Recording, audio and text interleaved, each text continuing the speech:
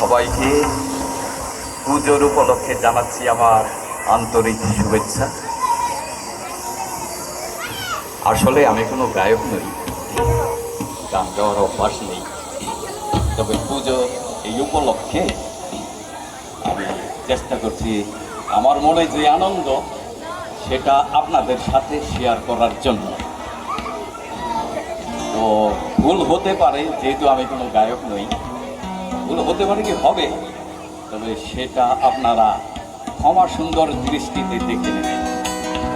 আমি চাই একটা গানের মাধ্যমে আপনাদের মনোরঞ্জন করার জন্য, তাই চেষ্টা করছি মানবেন্দ্র মহাশয়ের পুরনো একটি গান দিয়ে।